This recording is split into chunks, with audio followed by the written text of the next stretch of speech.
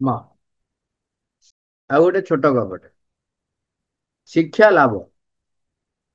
ରଘୁ ସହରରେ ବେପାର କରି ଘରକୁ ଟଙ୍କା ଆଣୁଥାଏ। ସିଏ ଯେମିତି ଦେଖିବାକୁ ବଳୁଆ, ସେମିତି ସାହସୀ ମଧ୍ୟ। ଥରେ ସେ ନିଜ ଗାଁକୁ ଫେରୁଥାଏ।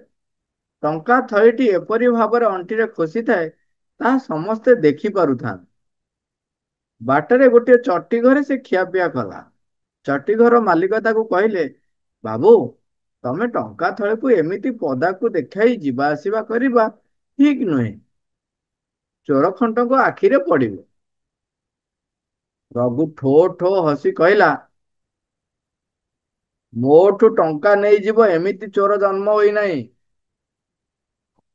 ରଘୁ ବିଶ୍ରାମ କରୁଛି। ଜଣେ ଦୁର୍ବଳିଆ ଲୋକ ତାକୁ କହିଲା, ବାବୁ, ମୁଁ ଏଠାରେ ମାଲିସ କରେ, ଆପଣଙ୍କୁ କରିଦେବି। ଯାହା ଖୁସି ହେବ ଦୁଇ ଚାରି ଅଣା ଦେବେ। ରଘୁ ରାଜି ହେଇଗଲା। ବୁଢା ଏମିତି ଭାବରେ ତାକୁ ମାଲିସ କଲା ଯେ ତାକୁ ଧୀରେ ଧୀରେ ନିଦ ଆସିଗଲା। ନିଦରୁ ଉଠି ଦେଖେ ତ ଟଙ୍କା ଥଳି ଆଉ ନାହିଁ। ସେ ବଡ ବ୍ୟସ୍ତ ହେଲା। ତେବେ କିଛି ସମୟ ପରେ ହସି ହସି ସେ ମାଲିସ ବାଲା ଆସି ତାକୁ ତା ଟଙ୍କା ଥଳି ଫେରାଇ ଦେଲା ଓ କହିଲା, ବାବୁ, ଏଥର ବୁଝିଲେଟି? ଚଟି ଘର ମାଲିକଙ୍କ କଥାକୁ ହସି ଉଡାଇଦବା ଆପଣଙ୍କର ଉଚିତ ନଥିଲା।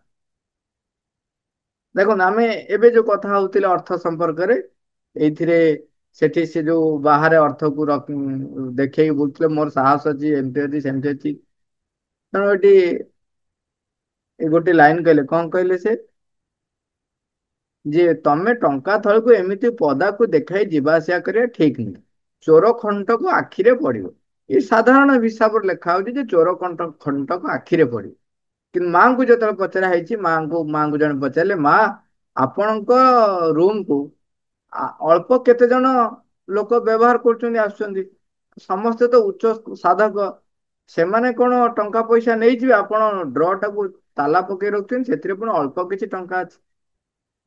ମାଙ୍କର କଥା ସେଠି ଥିଲା କଣ, କହିଲେ, ମୁଁ ଟଙ୍କା ଯୋଉ ଡ୍ରକୁ ତାଲା ଏଇଥିପାଇଁ ପକାଉ ନାହିଁ ଯେ ମୋର ସନ୍ଦେହ ଅଛି କି ଅବିଶ୍ଵାସ ହଉଛି ଯେ କିଏ ନେଇଯିବେ କି ନ ନେଇଯିବେ।